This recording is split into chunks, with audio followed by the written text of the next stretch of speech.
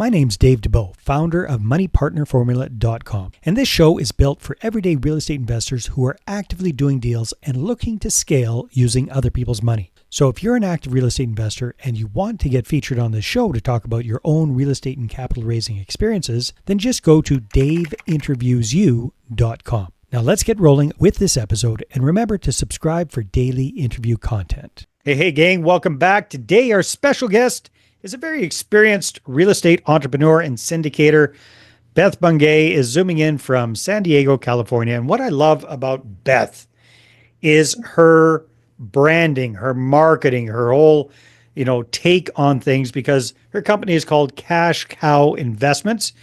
If you're just listening to this, if you aren't watching this on YouTube, then you don't get the full impact of how much she has really embraced the whole cash cow idea. So looking forward to our conversation. Dave, Beth, welcome to the show. Great to have you. Dave, I'm your concierge in real estate, turning your money into moolah. That's right. Yeah, I like that too. So concierge in real estate. So Beth, let's zoom out for a second. As we're recording this right now, it's already the middle of the year, 2025. Wow. Time is flying. Give us a little overview of what does your real estate business look like? What kind of properties are you currently invested in? What's kind of the size of the assets under management, or however you measure it? Just give us a little snapshot. Yeah, so Dave, I actually span the globe from single family residences that are my own rentals. Literally got one that went vacant on Monday.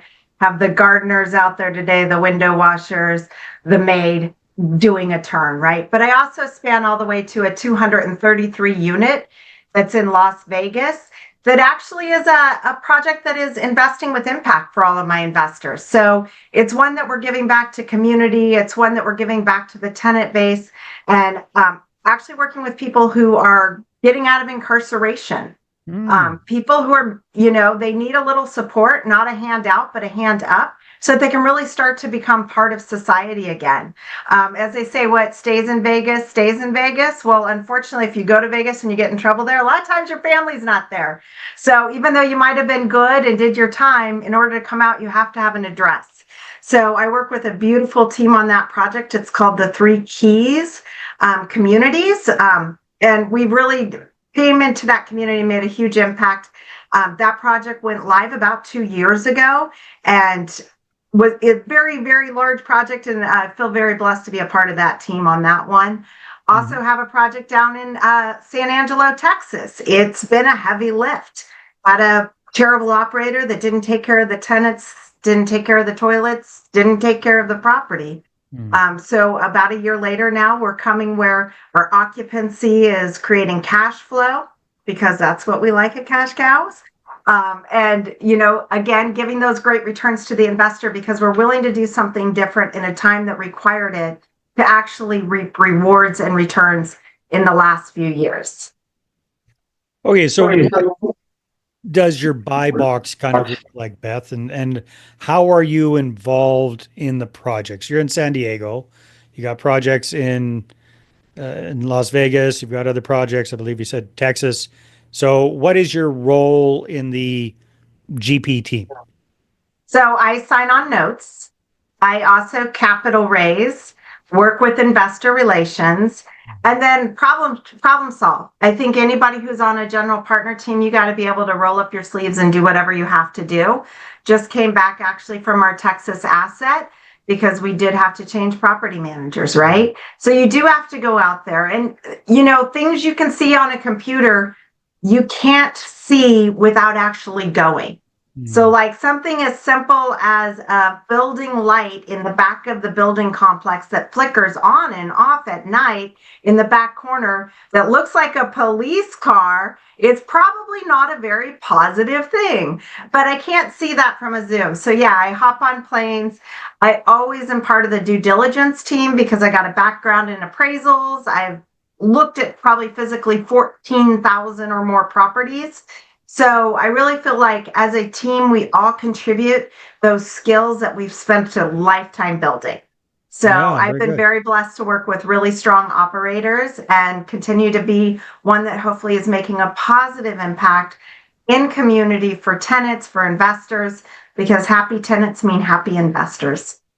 So you've really kind of dialed in the whole marketing and branding side of things. Tell me a little bit about how cash cow investments and the whole branding around cows and moolah and all that kind of fun stuff came to be. Oh my gosh, so that's kind of a funny story. So I have a beautiful daughter. She's 18 now. She went to a private school. She decided not to go to college, but to come out of school and be an entrepreneur. So that's my first, hey, mom might be doing something right. I do have a degree from University of Florida.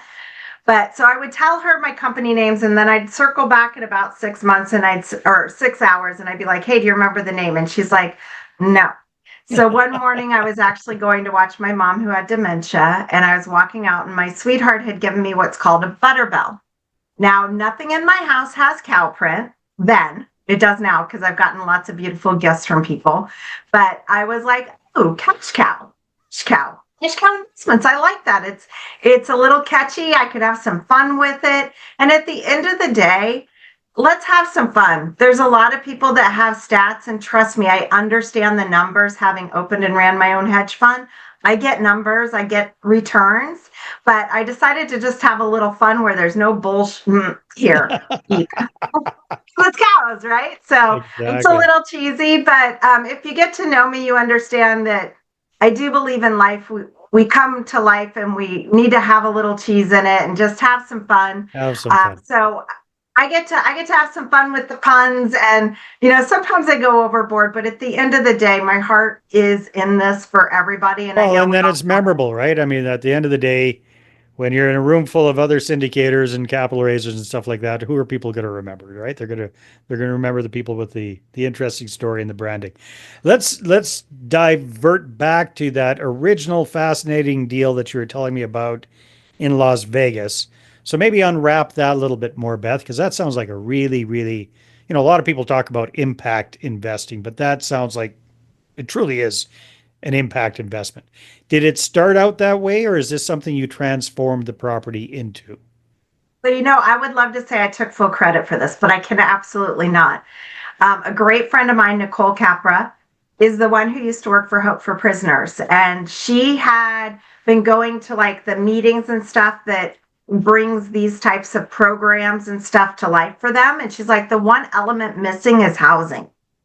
So they were getting them in jobs, but a lot of times people would get a great paying job, but they're sleeping in their car, right? Yeah. Because nobody would put them in housing because of their past. Mhm. So she kept bugging this one guy who had this portfolio, and finally after a few years he goes, I tell you what, I'll sell you my portfolio, but you got to buy the whole thing. So that was how this project came to be. Another sponsor who is on this is Rob Roswell, and he has a background with some of this in his personal background. So it became really this dynamic story where you bring this team together where, my dad, he's like, oh, you're going to make money off the tenants.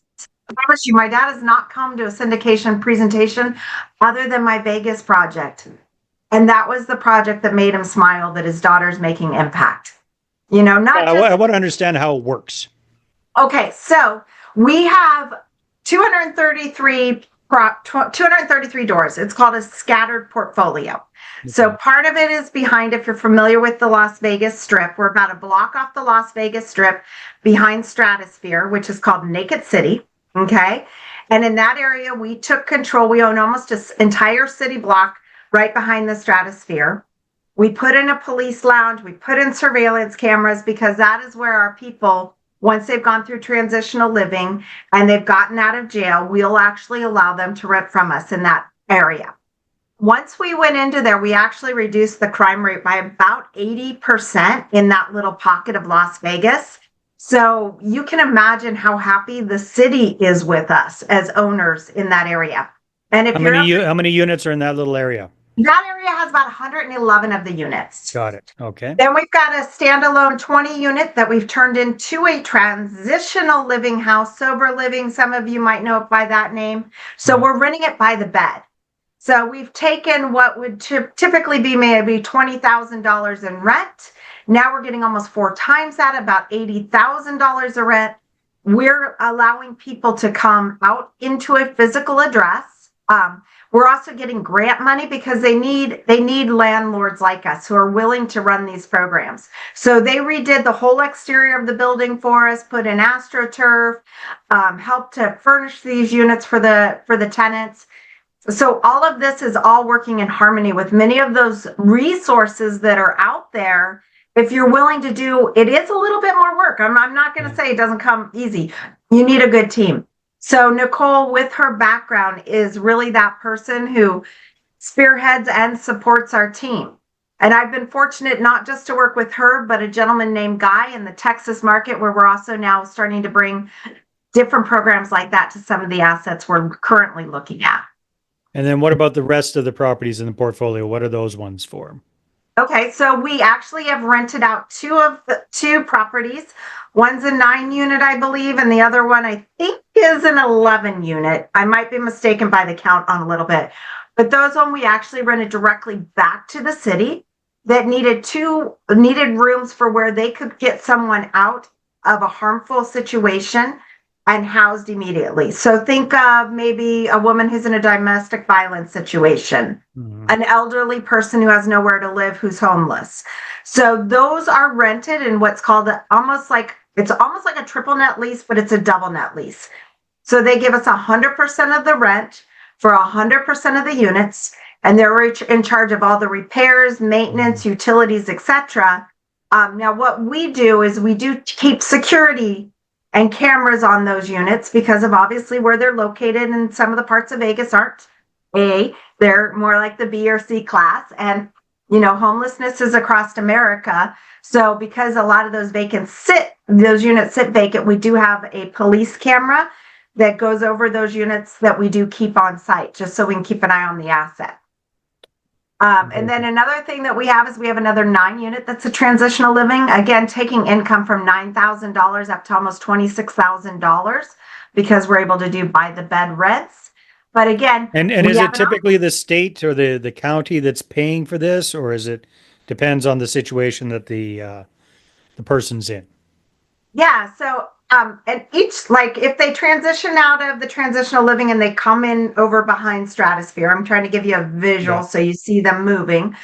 And they would do that because they were good in the transitional living. They met parole, they made it to the end of their term, and now they can move out. And we're the landlord who will rent to them as long as they were being good over here, right? They get the green light, we'll bring them into the rest of our asset as a traditional renter.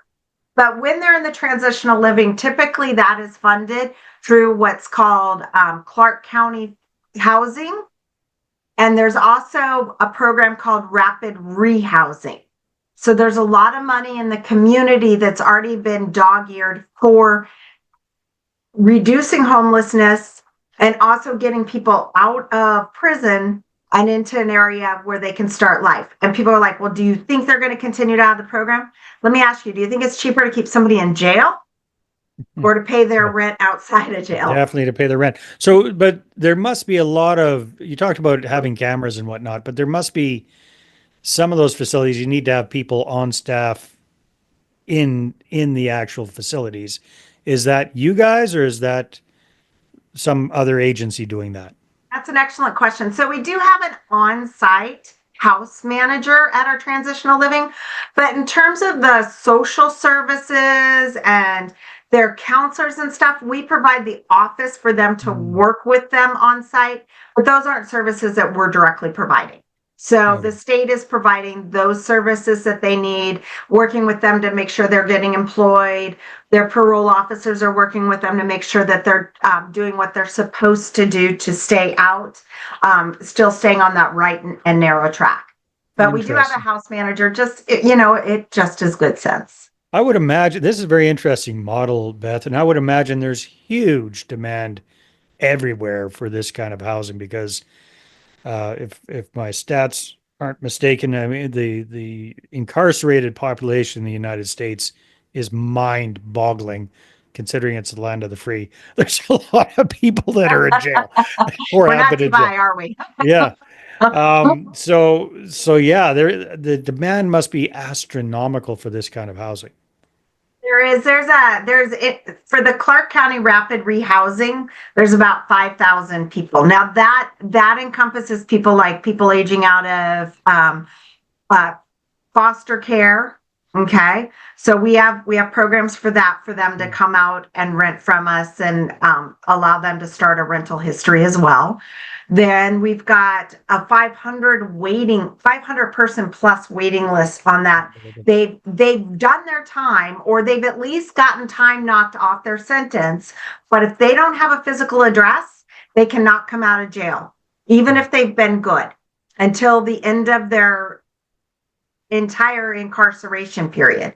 Yeah. So, but if they've been good and they can be let out on good behavior, if they don't have an address, they're not coming out. So when we all say that we want to ignore that, there's this and that, and we don't want to pay for services, we pay more by keeping them in jail. Mm-hmm. If they've actually done good and they're ready, and think about it, it's Las Vegas. How many people do you think might have gotten thrown in jail for a DUI? Yeah. Okay. So, I mean, a lot of these crimes are not, and no, They're we not don't violent or something like that. Yeah, I mean, we're not, don't think of us as like, if you're thinking of a red, yellow, green light, we're more like green and yellow crimes, petty theft, DUIs, that kind of stuff. We're not renting to the people who just killed somebody, right? That's not our protocol. Well, hopefully they're not getting out that quick, but yeah, exactly. Yeah. But we are checking who we're bringing into our homes, because it is, at the end of the day, Nicole is a beautiful mom of two gorgeous little girls. Mm-hmm. Cute story. She was driving around near our transitional living, and she had her girls in the truck, and she's pumping gas, and this guy's like, Nicole, and she's kind of like taken back, right? Because I think any of us that are moms, somebody we don't know is like calling us out, and our kids are in the truck, and he's like, Nicole, and she's like walking the door, and she's like, do I know you? He's like, yeah. Oh, you're famous in these parts for helping people, and I mean, that's the teammates I work with, right? Yep. And that's wonderful. And that's the impact that she's making. So I feel very blessed to be a fellow teammate of hers in this project. That is wonderful, Beth.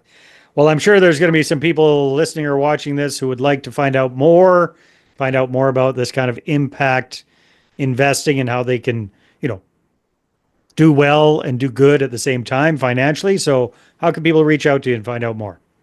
So if you can see it, I've got a QR code there. If you can't, I would love for you to reach out to me on my webpage. I've got plenty of spots to click this button, connect, and that's at www.cashcowinv.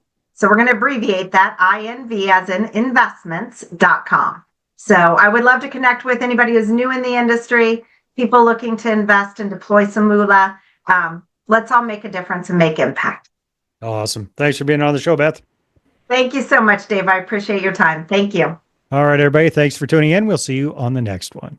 Hey there. I really hope you enjoyed that episode. And as always, if you want to listen to more daily interview content, make sure you subscribe. And if you're an active real estate investor and you're doing deals and you'd like to get featured on this show, then just head over to daveinterviewsyou.com.